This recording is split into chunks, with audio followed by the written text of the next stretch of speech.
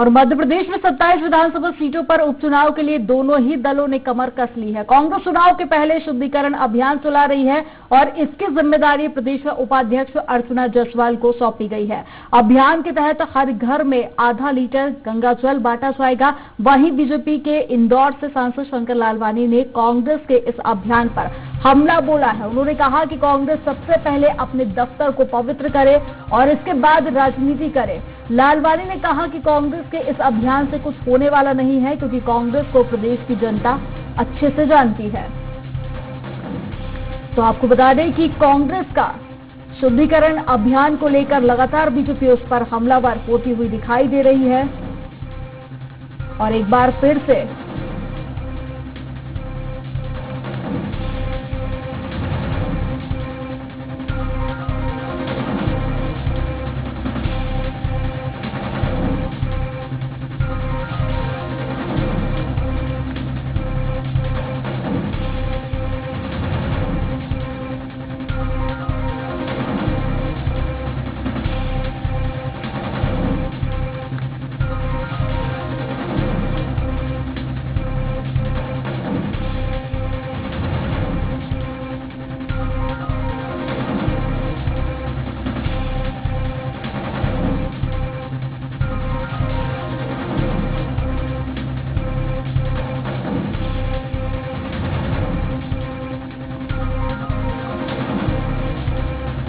शुद्धिकरण अभियान की जिनको जिम्मेदारी सौंपी गई है, अर्चना जी हमारे साथ में जुड़ गई है। अर्चना जी, बहुत स्वागत है आपका स्वराज एक्सप्रेस में।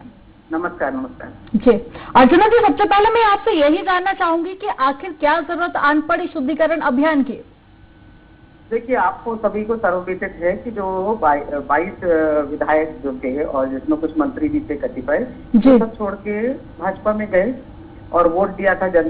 जनता ने उनको कांग्रेस की विचारधारा का वोट दिया था। तो जो उनका मत था, जो मत दिया जनता ने, वो मत को उन्होंने अशुद्ध कर दिया, क्योंकि उसको बेच दिया और बेच के वो दूसरी जगह चले गए। और दूसरी जगह जाके चलता ठीक है, यदि उनका कोई स्वार्थ नहीं होता तो भाजपा को भी एक स्वार्थ था। उनने उनको अपने साथ लिया भी और उसको लेने के बाद उनको बिना विधायक के अभी मंत्री भी बना दिया। आपने देखा होगा कितने मंत्री बना दिए हैं। यदि वो लोग कहते हैं हमको जाना है तो ठीक, चले जाते। नहीं मन लग रहा था पार्टी में, वो चले जाते। कोई वो नहीं था, ठीक है, आते हैं लोग, जाते हैं, कोई फर्क नहीं पड़ता। पर 15 महीने की चुनी हुई जनमत की सरकार को गिराने का क्या औचित्य था? और आप देखिए, ऐसे समय में, कोरोना महामारी के समय, जब तुलसी सिलावट को काम करना था स्वास्थ्य मंत्री के नाते। पर अर्चना जी, एक नहीं, दो नहीं, 25 विधायक छोड़ के गए। कुछ तो खामियां होंगी ना आपकी भी पार्टी की? आप सोचिए, आप ऐसा सोच रहे, खामियां नहीं है, ये बरगलाया गया उन लोगों को और बोला गया। आज तक इतिहास में इतना बड़ा चीज तो हुई नहीं है। आप भी जान रहे हो, मैं खुद अपने मुंह से बोल रही हूँ कि इतने बड़े विधायकों की संख्या जाना। अब ये ठीक था कि 22 विधायक जो थे वो सिंधिया जी के समर्थक थे, है ना? तो ये आवाम उनको समर्थक मान रहे हैं कि समर्थक चले गए हैं। तो पर जनता को तो हमको उनको जागरूक करना पड़ेगा कि जिनको आपने जिताया था वो आज आपके वोट का अनादर करके दूसरी पार्टी में चले गए हैं। और आज यदि फिर से वो चुनाव में खड़े हो जाते हैं तो ये मत जो अशुद्ध कर दिया है इन लोगों ने, उसका शुद्धिकरण तो करना पड़ेगा। और इतिहास में दोबारा ये पुनरावृत्ति ना हो। यदि चुनी सरकार थी तो 15 साल भाजपा भी चली ना। हम लोगों ने कोई गिराने की कोशिश तो नहीं की, भाई कर रहे हैं आप करिए। यदि हम लोग काम कर रहे थे तो इनको क्या तकलीफ हो रही थी? यदि ऐसा 15 महीने में किसी को लग जाता है कि हमारा काम नहीं हो रहा है, ऐसा नहीं होता है। भाजपा में कई ऐसे लोग पड़े हुए हैं कि अभी जब चुनाव में टिकट जब उनको नहीं मिलेगी और ये हमारे कांग्रेस के जो लोग वहां गए उनको टिकट मिलेगी, तब उनको देखना कि वहां से कितने लोग छोड़ के जाएंगे, तब उनको चीज समझ में आएगी। ऐसा होना नहीं चाहिए राजनीति में। और ऐसे लोगों को 6 वर्ष के लिए निष्कासित कर देना चाहिए। इनको कोई चुनाव में लड़ना नहीं चाहिए। ऐसा हम राष्ट्रपति से निवेदन भी करेंगे आगे जाके। जी, अर्चना जी, आप हमारे साथ में बने रहिएगा। बीजेपी के विधायक हमारे साथ में जुड़ गए हैं, महेंद्र हाडिया जी। महेंद्र जी, बहुत स्वागत है आपका स्वराज एक्सप्रेस में। जी, सबसे पहले तो आपसे रिएक्शन इसी पर लेना चाहूंगी कि कांग्रेस का शुद्धिकरण अभियान जारी है और लगातार बीजेपी के जो लोग हैं, बीजेपी के नेता हैं, उस पर हमलावर हो रहे हैं। आपका रिएक्शन क्या है? देखिए, एक तो पहली बात ये है कि ये जो 22, 25, 27 लोग कांग्रेस में छोड़ के आए हैं जी, ये कांग्रेस की अंतर कलह के कारण भारतीय जनता पार्टी में आए हैं जी।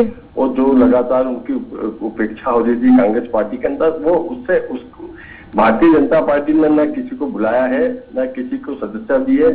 अगर कोई हमारे द्वारा आएगा तो निश्चित रूप से भारतीय जनता पार्टी इसका स्वागत करेगी, पहली चीज जी। दूसरी चीज, पूरे देश के अंदर कांग्रेस का शुद्धिकरण का अभियान चल रहा है जो भारतीय जनता पार्टी की रीति नीति में विश्वास करते हैं और जो माननीय मोदी जी के नेतृत्व में विश्वास करते हैं, शिवराज सिंह जी के नेतृत्व में विश्वास करते हैं, वो सब एक एक करके देखिए। अभी तो कोई वो सरकार गिनने का सवाल भी नहीं है, फिर भी लगातार लोग कांग्रेस छोड़ के भारतीय जनता पार्टी में आ रहे हैं। इसका सीधा सीधा मतलब ये है कि कांग्रेस के जो शीर्ष महेंद्र जी, अर्चना जी का कहना है कि इसीलिए शुद्धिकरण अभियान चलाया जा रहा है। अरे ये शुद्धिकरण, क्योंकि जो लोग अशुद्ध थे वो तो छोड़ के चले गए। भारतीय जनता पार्टी में जो लोग आ रहे हैं, एक तो वो भारतीय जनता पार्टी की रीति नीति में विश्वास करके आ रहे हैं, और ये पूरे देश में हो रहा है। पूरे देश में जो कांग्रेस का शीर्ष नेतृत्व है, उससे लोग लगातार खपा है। जो उनके बयान आ रहे हैं, जो देश विरोधी, सेना विरोधी जो उनके बयान आ रहे हैं, तो महेंद्र जी आपका सीधे तौर पर यही कहना है कि पार्टी से संतुष्ट नहीं थे। तो चलिए अर्चना जी से इसका जवाब ले लेते हैं। अर्चना जी, आपने महेंद्र जी को सुना, उनका कहना है कि आपकी पार्टी के जो विधायक थे वो आपकी पार्टी से संतुष्ट नहीं थे। ठीक है, अब आप ये बताएं मुझे कि हमारी पार्टी से विधायक वहां गए, आपने उनको मंत्री बना दिया। अब राजेश सोनकर का क्या होगा, भगत सिंह शेखावत का क्या होगा, दीपक जी का क्या होगा? असंतुष्ट कहाँ बनेगा आप ये देखिए, है ना, और अशुद्धि कहाँ बढ़ेगी वो आप देखिए। हम जिन्होंने जनता का मत को अशुद्ध करके वहां गए हैं, हम उनकी बात कर रहे हैं। अब हमारे लड़ाई कुछ बची नहीं है, लोग वहां चले गए हैं। अब लड़ाई का जो अखाड़ा है वो भाजपा बन चुका है ना। और आप यदि आप सोचिए, आज महेंद्र हार्डिया को टिकट नहीं मिले समझिए, और उनकी जगह कोई लड़ेगा तो आज, और वो कांग्रेस का व्यक्ति होगा, तो महेंद्र हार्डिया को तब तकलीफ पता चलेगी। अभी जो राजेश सोनकर की तकलीफ है वो महेंद्र हार्डिया नहीं पहचान पा रहे हैं। जो रमेश मेहंदला को जो मंत्री नहीं बनाया है वो महेंद्र हार्डिया को नहीं बनाया गया, वो अपनी तकलीफ अभी समझ नहीं रहे। क्योंकि अब जब हमारे इतने सारे 22 के 25 लोग वहां चले जाएंगे तो उनको टोकने में शिवराज सिंह चौहान लग जाएंगे, तो इनके स्थापित नेताओं का क्या होगा? देखिए अब लड़ाई वहां पर है, हमारे सारी स्थितियां क्लियर है। और हम अर्चना जी, अगर कांग्रेस से छोड़कर कोई विधायक बीजेपी में जाता है तो आप उसको अशुद्ध बता देती है, पर बीजेपी के भी तो कई सारे नेता है ना जो कांग्रेस में शामिल हुए, उस पर आपके क्या विचार है? नहीं, मेरा कहना है आप ना गलत, मैं मत को अशुद्ध बता रही हूँ जी। मैं व्यक्ति नहीं, व्यक्ति तो उनका समर्थक था। आज सिंधिया जी का समर्थक था तो हमने आज उनको समर्थक माना है। कि वो कांग्रेस का व्यक्ति होता, मैं भी 22 वर्षों से हूँ, तो मैं तो ऐसा नहीं बोलूँ। ऐसे बहुत सारे लोगों को मैं नाम गिना दूं कि जो है तो सब कांग्रेस छोड़ के तो नहीं चलेगा। ये स्वार्थी लोग थे, स्वार्थी थे, और किसी के लिए थे, ये पार्टी के लिए नहीं थे। और यदि आज यदि महेंद्र हार्डिया को कुछ नहीं मिला मंत्री पद, तो वो छोड़ के जा रहे हैं पार्टी के प्रति। तो अर्चना जी, जो विधायकों का जाने का सिलसिला है, आपको क्या लगता है जो शुद्धिकरण अभियान है उसके बाद कंट्रोल होगा? देखिए बहुत ज्यादा मैसेज जनता को जागरूक करना होगा, जनता को। महेंद्र जी आपके पास भी आऊंगी, पहले उनका एक बार रिएक्शन ले लूं, उनको क्या लगता है कंट्रोल होगा या नहीं? देखिए बिल्कुल, इसलिए कि जनता को जागरूक करना होगा कि आप आपकी विचारधारा से गए थे, आप कांग्रेस को वोट देने गए थे, आपका मंत्री भी बना, विधायक मंत्री बना, सब बना, और वो आपके मत का दुरुपयोग करके उसको बेच आया और वो भाजपा में चला गया। और भाजपा कह रही हमने तो बुलाया नहीं, आपने बुलाया नहीं तो मंत्री पद किसने दिया? मैंने तो नहीं दिया, शिवराज सिंह चौहान ने मंत्री पद दिया ना जी। मैंने तो नहीं दिया, उनको इतने सारे मंत्री पद दिया हमारे कांग्रेस के जो लोगों को, तो उनको बरगलाया होगा, बुलाया होगा, तभी तो दिया ना। भाजपा के लोगों को क्यों नहीं दिया?